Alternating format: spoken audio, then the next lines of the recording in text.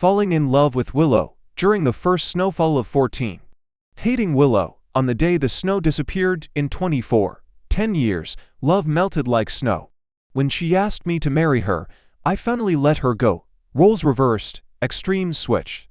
Those cliched plots happened too suddenly. But now, everything about you no longer concerns me at all. At 4 in the morning, my phone rang like a thunderbolt by my pillow. I woke up abruptly, followed by a throbbing pain in my forehead. Suffering from insomnia, I had to rely on sleeping pills every night. I wanted to smash the phone to pieces, answer it or not. If I answer, I won't be able to sleep tonight. If I don't, she will probably be very angry, because at this hour, no one else would call me except her, Willow, the girl I loved for 10 years. The ringing became clearer, and the pain grew more intense.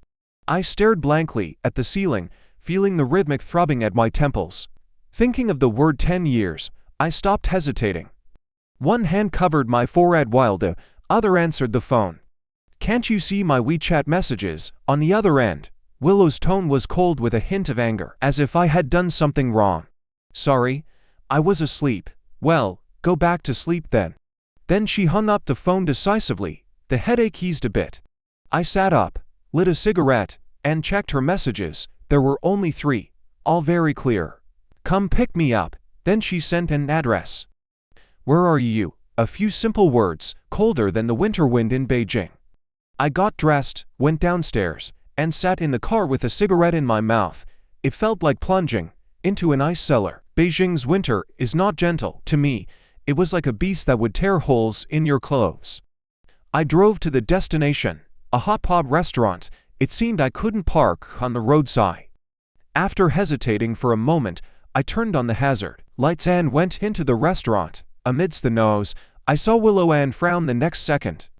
In such cold weather, she wore a mini skirt and a tank top, with a thin jacket draped aside, sitting between 2 men, her arm around one of their necks. Her face was flushed from drinking, her eyes were misty, and she was mingling with them. People at the next table frequently glanced over. I walked up and pulled Willow. "Let's go." Unexpectedly, she shook me off and sat back down defiantly. "Don't touch me." The 3 men looked at me with disdain and provocation. I couldn't be bothered to respond. I just wanted to get Willow home and then sleep. "I know you're mad at me. Sorry. It's my fault for not seeing your message in time. Let's go. It's very late." I stepped forward to pull her again, and this time, one of the men moved. He slapped my hand away.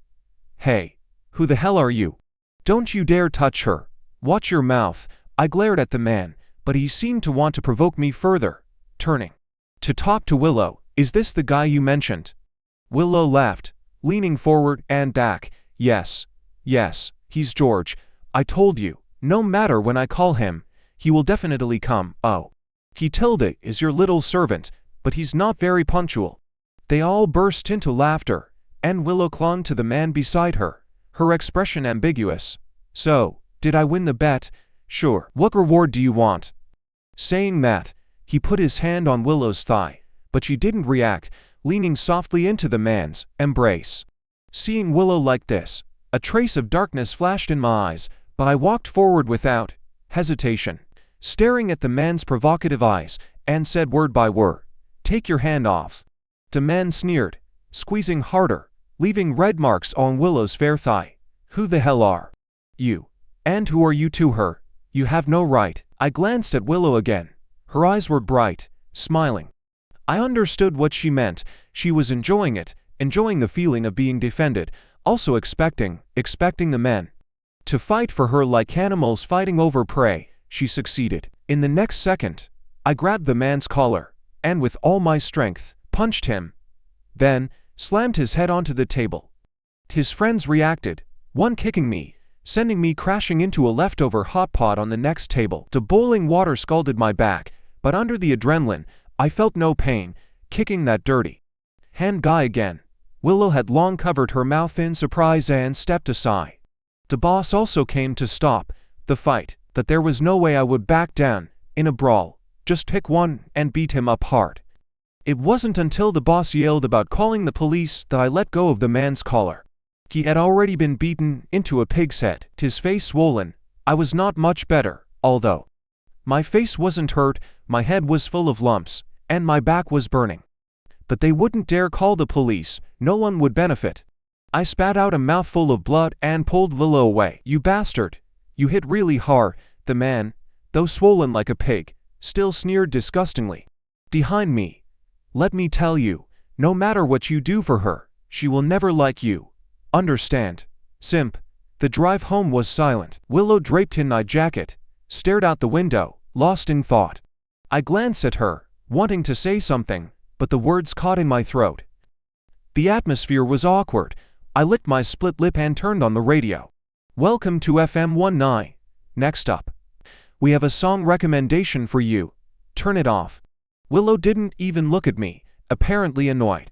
But if that's the case, why did she ask me to pick her up? I won't, for once. I defied her wishes. Maybe it was the pent-up anger from the beating, or perhaps I felt mistreated. Willow didn't speak. Her tone suddenly softened. Oh. Maybe she realized how excessive she had been today. Don't take what they said today to heart. My friends like to joke around, but you shouldn't have. Been so impulsive. I chuckled bitterly, my face turning dark. But Willow still didn't look at me, as if she hadn't heard. Seeing her back, my thoughts drifted to a quiet afternoon 10 years ago. She also used to gaze at the window like this. Finally, I sighed. Got it. I didn't want to lose Willow, didn't want to lose the beautiful memories of her, even if they were from 10 years ago. Once people get used to something, they panic and fear when they lose it. They want to hold on tightly. I think that's how I am. I'm afraid of changing my current life, so today, no matter how excessive she was, I think I'll endure it. Even friends have conflicts. Do you like me? Willow suddenly turned to look at me, smiling slightly. It felt like a giant hand was squeezing my heart. I looked at the road ahead, opened my mouth, but couldn't say anything. The speaker played Joel and Si's Rewind, and we didn't speak again until I dropped her off at home. As she was getting out, I grabbed her. 10 years, don't you understand? She smiled sweetly at me. It didn't take 10 years. I knew from the first year. Then you. George, some things are better left unsaid. Are you afraid of losing me? I nodded dumbly. I'm also afraid of losing you, but if we stay friends, we'll never lose each other. She left, not even waving goodbye. She only left my jacket and a veiled rejection. I live in the same neighborhood as Willow, but her house was bought by her parents, while I can only rent. My home is both my residence and my studio. After graduating from college, I started my own business, but it hasn't taken off yet. The money I make each month is barely enough for living expenses. After parking the car, I noticed a parking ticket on the window. Willow, sitting in the passenger seat, must have seen it, but she didn't tell me. It seems she really doesn't care about me. Even as a friend, she would have joked about the ticket, or the ad stuck on the window. The sky was already bright when I got home, and my back stung with pain, making me grimace. I lit a cigarette and searched online for how to treat a burn. My phone suddenly pinged with a WeChat message. Anna, are you awake? I hope I didn't disturb you. Call me when you wake up. I called her right away. Anna, a senior who is a year older than me and my business partner. Currently, she and 2 other juniors are working with me in the studio. Senior, any instructions? Oh, you're actually awake. Let me guess. Did you go meet your secret crush last night? TSK. This woman is spot on. All right, enough teasing. It's about work. Monkey finished the concept design around 4. Senior, you could have called me then. She sounded a bit aggrieved on the other end. I didn't want to wake you. What if you got mad at me? Your sleep is so poor. It's not like I've ever gotten mad at you. Just come over. Got it, Boss Wong Tilda. When Anna arrived, she brought breakfast. You know me too well, Senior. This pancake is delicious. I wolfed down the food, not caring about my image at all. TSK, it's just not spicy enough. Next time, make it extra spicy. Thanks, extra spicy. Don't you know you have a stomach problem? Anna rolled her eyes at me. Stop calling me Senior, it sounds awful. Then what should I call you? Yue, that feels too disrespectful. Anna punched me. I'm just your senior, not a stranger, is calling me by my name so weird. The punch landed right on my wound, making me wince. What's wrong with you? Don't you dare pretend. Anna carefully examined my face. Did you get into a fight? I turned my face away from her. Nothing. Let's talk about work. I noticed Anna looking at me with a strange expression, a mix of worrying and frustration. What's wrong? Nothing. It's just that you seem to be keeping a distance from me, like you have a girlfriend or something. You're mistaken, senior. I'm single. Oh. Halfway through discussing work, the pain in my back intensified, like 1,000 needles piercing my skin. I gritted my teeth, sweat beading on my forehead. Anna glanced at me and threw the papers on the table, pouting at me. Why did you stop talking? I'm afraid you'll die. Just then, the doorbell rang. As I wondered who it could be, Anna already opened the door. It was the delivery guy. What did you order? Give me some. I cheekily leaned over. You're in so much pain, yet you still have the energy to joke. This is burn ointment. Burn ointment? You. I wondered how she knew. Anna seemed to guess my thoughts. When you bent over to look at the papers earlier, I saw a small burn mark on the back of your neck.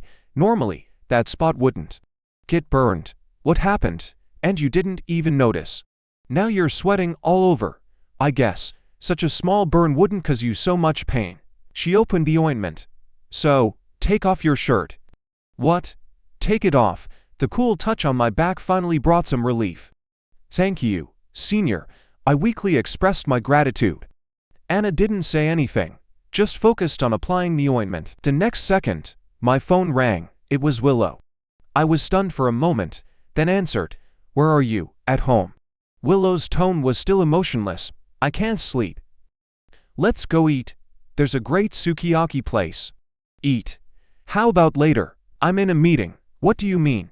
There was a hint of anger in her voice. Are you throwing a tantrum at me? I'm not. I tried to sound as gentle as possible. I'm in a meeting. It'll be over soon. You. Whatever. Go if you want. Acting all busy now. Forget it. The call ended abruptly, and Anna finished applying the medicine. She stood up to pack the drawings. Senior. Thank you. Let's continue talking. Didn't Willow ask you to go out? Anna put the drawings in her bag and slipped on her high heels. You'll be distracted. Go find her. She was about to leave but then stopped. George. Aina's voice trembled slightly. I don't want to see you compromising yourself for others. She turned her head, her eyes full of unspoken words. Even though she is the one you like, is it really love or just obsession? Anna closed the door and left, leaving me stunned. When did I start liking Willow? It seems I've forgotten. I just know I've liked her for a long time. Since the moment she moved into my heart, I felt jealous when I saw her with other men and felt lost when she ignored me. No matter what I did, the first person I thought of was her. In school, I secretly wrote her name in my textbooks, dreaming of a beautiful future together. She seemed to have become my entire life. But is it love or obsession? I seem to have blurred the line. Why do people have obsessions? Probably because of unsatisfied desires and regrets buried deep in their hearts. What am I seeking through all my efforts for Willow? To have her, or just to claim a title? It seems like neither. It's to give an explanation for all these years of feelings. I want a complete ending, a conclusion with Willow. As for what the ending is, it seems unimportant now. I still went to find Willow. When I opened the door to the private room, the smell of smoke and alcohol filled my nostrils. The lights were dim, and it was very noisy. Willow sat in the middle, surrounded by small wine glasses, seemingly playing some game. Yo, who is this? Willow glanced at me and then turned back to continue joking with them. Don't mind him. Let's continue. Several pairs of eyes scrutinized me as I walked to Willow. What are you doing here? To apologize to you. The guy sitting next to her started to jeer. Willow, you're such a queen, acting all high and mighty. Yeah, your little lover is here to apologize to you. Tell that to apologize. Amid the laughter, Willow casually grabbed a glass and filled it with a mix of whiskey and beer. Drink this, and I'll forgive you. I didn't look at the glass, only at her heavily made-up face. Do you know why I came to apologize? I don't care why. Okay, even if you don't care, I want to tell you, do you remember the promise we made 10 years ago? The people around perked up. Again, wow, a promise. Willow, you have a 10-year promise with this guy. Shut up. I shouted, and the room fell silent, seeing my red eyes and clenched fists. They knew further teasing would lead to trouble. Willow looked at me angrily. Why are you showing me that face? Think you're all that now? I've always been capable. I just want to know if you remember what you said 10 years ago. Yeah, if we weren't in a relationship in 10 years, we'd try being together, right? Willow sneered, hugging the man next to her, her expression playful. So, did you take it seriously? Disappointment flooded my heart.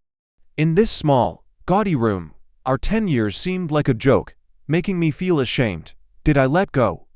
Maybe it was her nasty attitude, or maybe I was tired of these years. The unexpected relief happened in an instant. Yes, I took it seriously. All the good you did for me back then, I remembered it all, so I secretly vowed to always be good to you. No matter what our future would be. So what? I changed my mind. I don't want to continue like this, so I'm apologizing to you. After this drink, we'll have no more contact. With a determined resolve, I downed the drink in one gulp, placing the glass heavily on the table. Willow looked at me, her contempt turning into anger. The next moment, she hugged the guy next to her. Kiss me. The man, like an eager puppy, held Willow's face and kissed her fiercely. The jeering was deafening. I found myself surprisingly calm. The scene that should have made me despair made me laugh. Seeing their dirty act, I felt disgusted with my past self for doing so much for someone like this. I lit a cigarette and sneered, watching them separate, panting. Wonderful, just wonderful. Holding the cigarette, I searched my wallet, pulled out a photo of me and Willow, and set it on fire, throwing it on the ground. Goodbye. Oh no, never see you again. I turned and left, closing the door to the room. Stepping outside, I suddenly realized it wasn't that cold anymore. Looking down at the road and the greenery, the snow had melted, leaving only faint traces of water. Is winter over? I muttered. The snow has finally melted. The alcohol kicked in, and I sat by the roadside quietly smoking. A pristine white CT5 pulled up in front of me. The window rolled down, and Anna stuck her head out, smiling brightly. Hey, handsome. Need a ride? I smiled back. How did you find me, Senior? Big brother, this is the road to your house, just a street away. I was wondering which big idiot would sit by the roadside, smoking like an emo boy in this cold weather. So you saw me, the big idiot. Hot. I patted my butt, stood up, opened the car door, and got into the passenger seat. Is it convenient, master? You, of course. Please fasten your seatbelt. Where to? Handsome. Home. To pack my things. Anna was taken aback, leaning in to sniff me. Have you been drinking? Why are you packing? Where are you going? I broke up with Willow. My tone was so calm that Anna was incredulous. All these years, I misjudged and loved the wrong person. I told her everything Willow had done, including kissing someone randomly today. Anna just listened quietly. Driving. I've grown to hate her and this city. I think it's time for me to go home. I never got used to living in a big city. And the studio. What about us? You're just going to quit and run home, leaving a mess behind. Bury your head in the sand when you encounter trouble? I scratched my head. Senior, you're still here. I'll leave the studio to you. Enough. Anna glared at me fiercely. George, listen to me. Wherever you go, I go. Wherever you go, the studio goes. I've got your back, so stop thinking about running away. The lease on the house ended this month, and I'd almost packed everything. I didn't have much stuff in Beijing. Most of the things in the rented house were from the studio, but Anna, a true Beijinger, threw her car at home, grabbed 2 huge suitcases, and followed me to the airport. I was dumbfounded when I saw her. You're really doing this? You think I was joking? Anna panted. Can't you be a gentleman? Damn, this is heavy. I was silent for a moment, What is this, senior? You should stay in Beijing. I'll come visit you when I have time. Stop whining. Get over. Kieran, help me with the check-in. What are you looking at? Never seen this before. I looked at Anna, feeling a bit emotional. She looked so beautiful today, almost unrecognizable.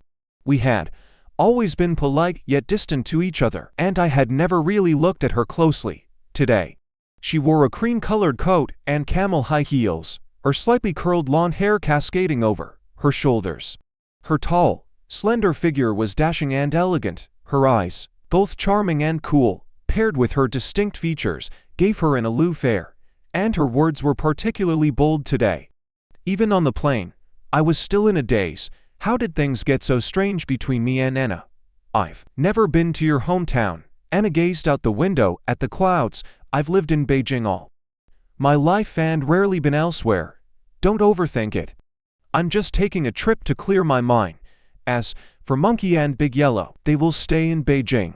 With the internet so advanced, no work problem can't be solved. Don't worry. Okay. After getting off the plane, I noticed several missed calls from an unknown number. I called back, and the person on the other end remained silent. Hello, who is this? I frowned. If you don't speak, I'll hang up. Anna glanced at me. Who is it? Hearing Anna's voice, the person on the other end finally spoke. You have a woman with you. Anger surged within me. What's it to you? Willow realized I had blocked all her contacts and eventually used someone else's phone to call me. George, Willow paused. You never used to talk to me like this. So what? So, are you treating me this way because of that woman? My hand holding the phone trembled slightly. Disappointment and anger welling up inside. What exactly do you want to say? Are you sure you don't want to reconcile with me and instead be with that woman? To hell with you. I hung up and blocked the number. Willow disgusted me. I didn't realize one could start hating someone so quickly. All the affection and thoughts I had for her vanished, leaving only ugly memories I no longer wanted to recall.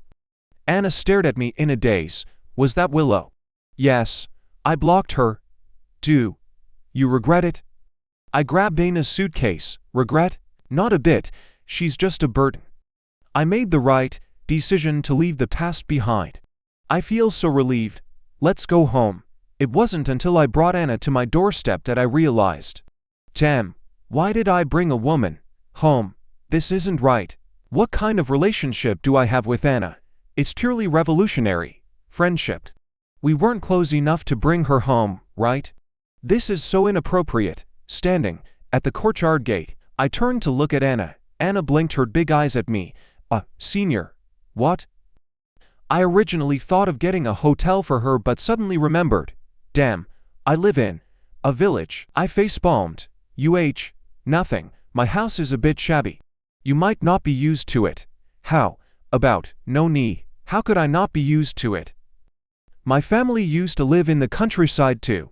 Just as I was scratching my head, the gate opened, and my parents, ready for a walk, glanced at us, then looked at each other, quickly approached us, bypassed me, and grabbed Anna's hand. My parents beamed with joy, as if they had struck gold, afraid Anna might run away. Are you George's girlfriend? So beautiful. We're so happy to have you here. Welcome. This kid, George, didn't even call ahead. We didn't prepare anything. Look, Anna didn't refute, just smiled sweetly at them, handing over the gift she brought. Hello, Uncle and Auntie Tilda, sorry to disturb you so late.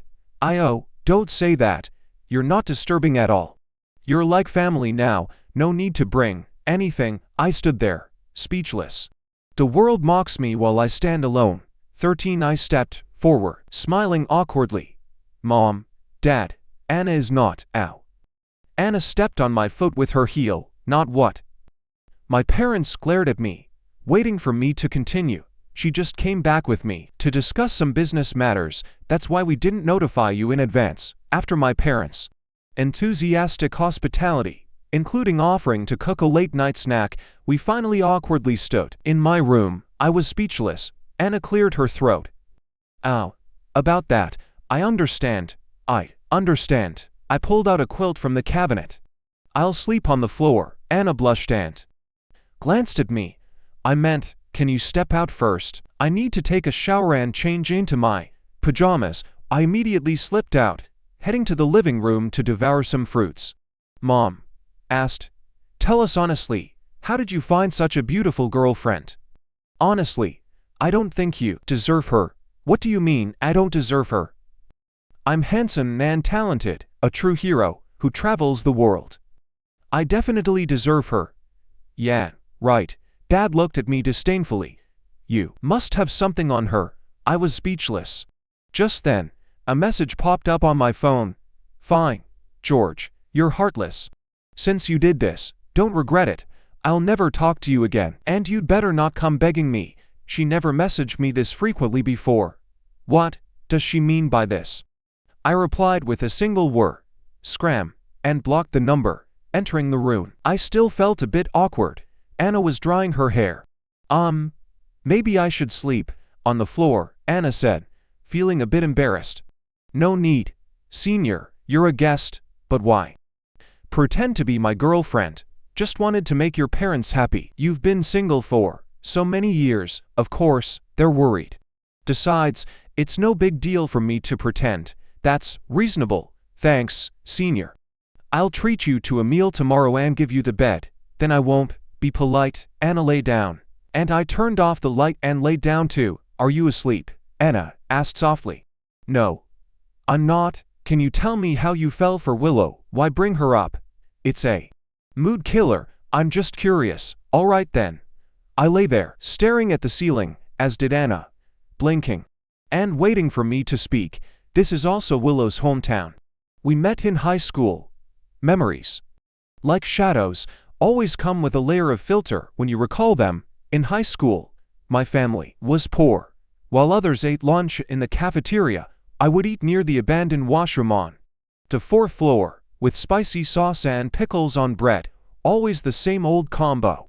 That's when I met Willow. Though she was beautiful, she had a wild streak. She was swinging a branch, swaggering upstairs, and happened to pass by the west corner of the fourth floor, where she saw me sneaking around like I was hiding from someone. She approached me warily and asked, "What are you hiding? You better hand it over." I refused, so she kept poking me with the branch. I was only halfway through my meal, and her actions made me furious. I grabbed her stick and snapped it in half. See? You wanted to see, right? I'm just eating my meal. What's your problem? She looked at my lunchbox with disdain and said, "You treat this as a treasure, hiding to eat? You're the one with the problem." Then she changed her tone and threatened, "Go ask around about me, Willow. Everyone knows the fourth floor washroom is my turf. Since you're here, you have to share. That's the rule." She snatched my lunchbox, tore apart the bread, scooped out the pickles, and ran downstairs. I was speechless. Someone actually took my meal as protection money. I felt a bit sorry for her, thinking she must be really hungry, so I shouted, "Down the stairs, you can eat, but return the lunchbox when you're done." Before I finished my bread, she was back, panting, with my lunchbox. She said, "If I take my little brother's protection fee, I have to make sure he eats. That's my role as the boss." She opened the lunchbox, which was now filled with egg-fried rice. This scene flashed first in my memory, like the prologue of a story. Then, all those high school memories with Willow came flooding back, like fragments, leaving behind snapshots of her smiling face, the girl who gave me white rabbit candies between classes, the girl who bought a new bike as an excuse to get a ride when my bike broke, the girl who talked about university and future dreams with me by the roadside. But there was one image, one smile that was different. Bullying, a topic I couldn't avoid in high school. It wasn't originally related to me, but one day, I wrote about it in an essay. I detailed what I saw in the bathroom, the dirty paper being rubbed on the victim's head.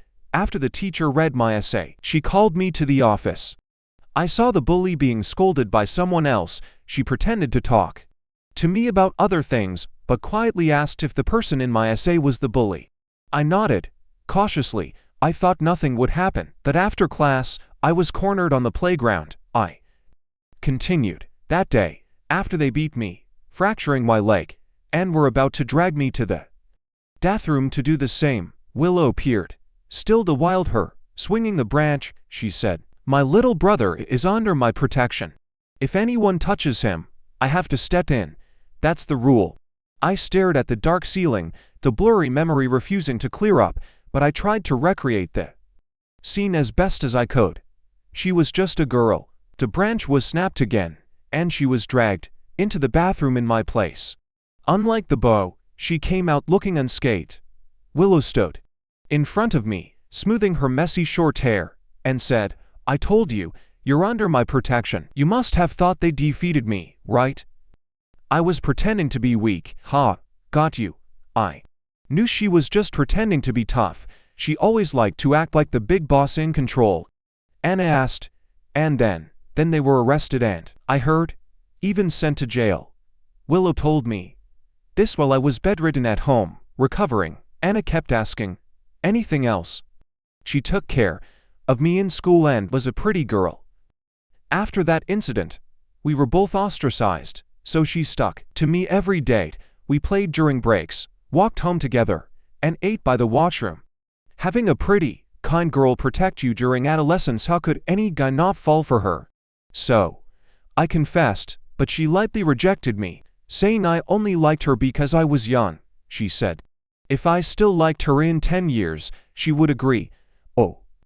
Anna turned over. "All right, enough, I'm sleepy." "Okay, good night. Senior, good night, you jerk." Time flew by, and Anna settled into my home. I initially suggested renting a place for her, but before she could speak, my mom came charging in with a broom.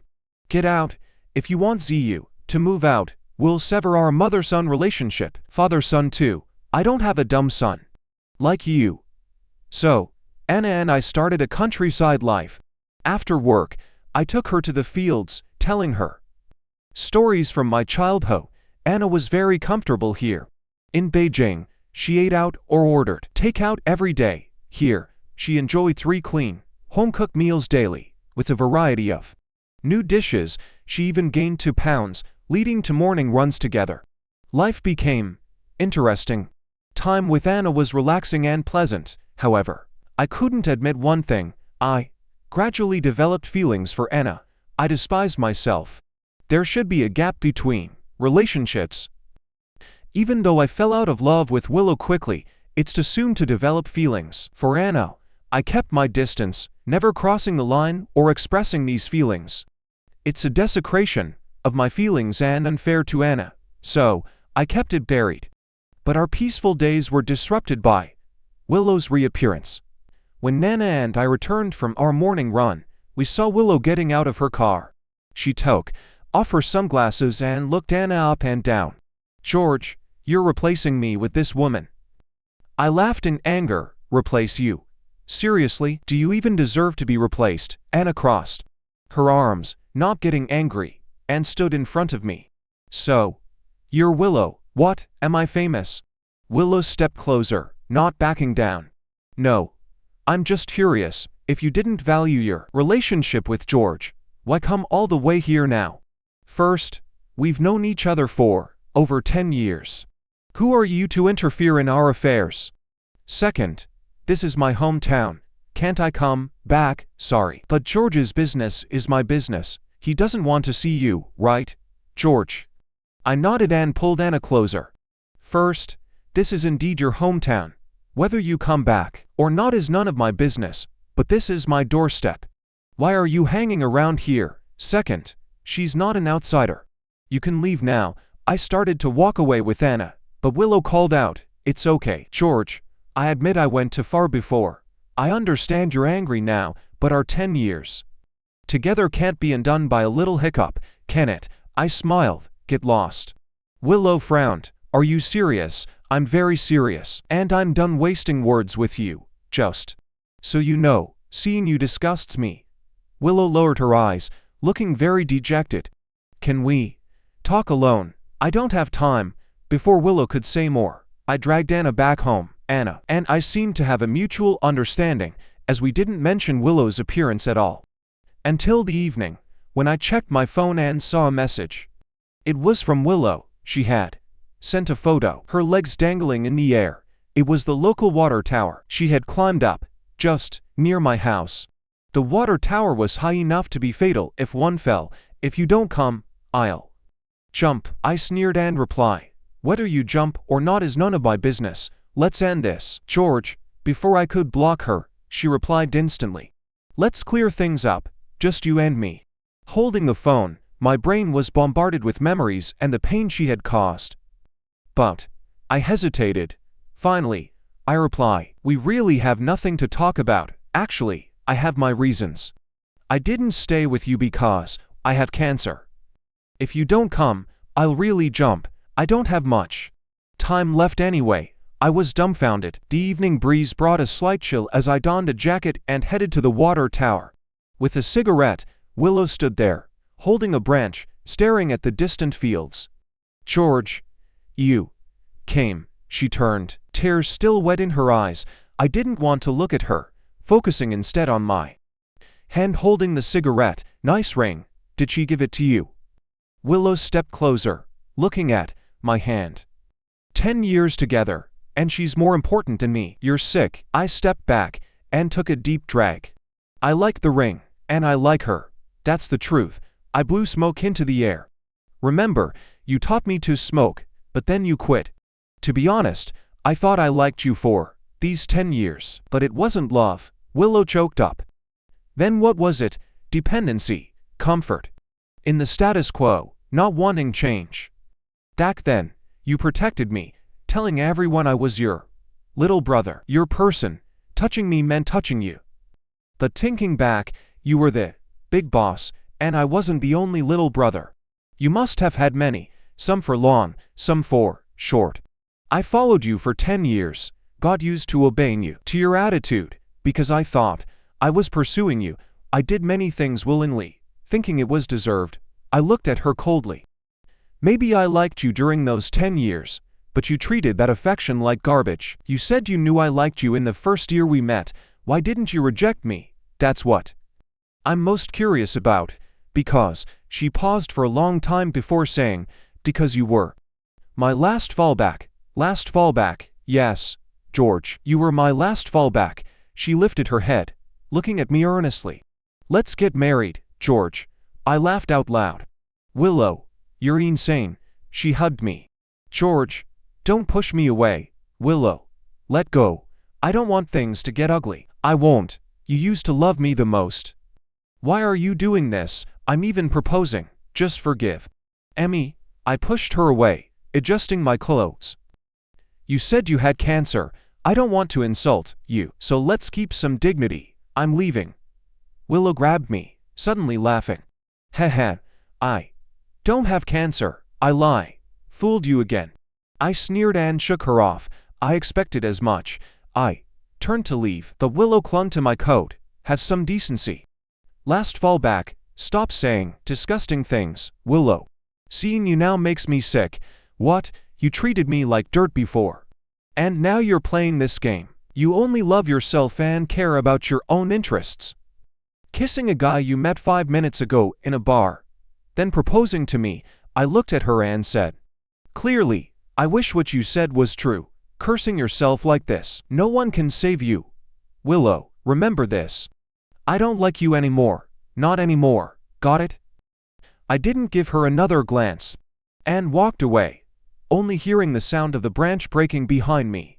Walking back home, I found Anna waiting at the intersection. She stood there under the moonlight, arms crossed, tilting her head and smiling at me. Back already, young master. How was your meeting with the little lover? You know exactly who I went to meet. And how long have you been eavesdropping? Own up, Anna asked. Wait, how did you know? I stepped closer and stared at her. Confess. Oh, you weren't home, and I was bored. Okay, so I went for a walk and happened to see you sneaking around. Who's sneaking around? I facepalmed and looked seriously at Anna. You heard what she said, right? Put yourself in my shoes. What would you think? Well, to be blunt, I'd feel disgusted. I spread my hands. Exactly. I was utterly disgusted. So, don't think I had any lingering feelings for her, you. Anna burst out laughing. I was puzzled. What are you laughing at? You're explaining yourself to me. Could it be? Anna looked at me. With a sly smile. You've fallen for me? I panicked and waved my hands, but Anna quickly grabbed my flailing hands. I heard the whole thing. I think I heard someone say they liked me. I'd. What's with this stammering? You said you liked the ring, and you liked her. Didn't I give you that ring? You. Cut it out, coward. Anna pulled my arm. Let's go home. A few months later, on the day Anna and I got married, Willow showed up. She was wearing loose clothes and slippers, with a hat on. Looking swollen like a pregnant woman, quite different from before but still recognizable. Seeing her, I felt nothing, no disgust, no hatred, no lament about the ravages of time. It was like seeing a random person on the street or an old man passing by on the subway. This person had nothing to do with me. I wouldn't care or invest any emotion. You're here, come in. Willow looked stunned, then her eyes reddened. George, she wanted to say something, but I cut her off. Didn't the baby's father come with you? I asked politely. She looked down at herself, paused for a few seconds, and said with a choked voice, the baby's father doesn't know.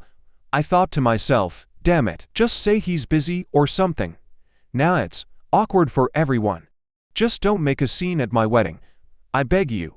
I laughed awkwardly. Ha ha ha. Please, take a seat. No, I just wanted to see you. She raised her hand as if to touch my face, and I stepped back, bumping into a waiter.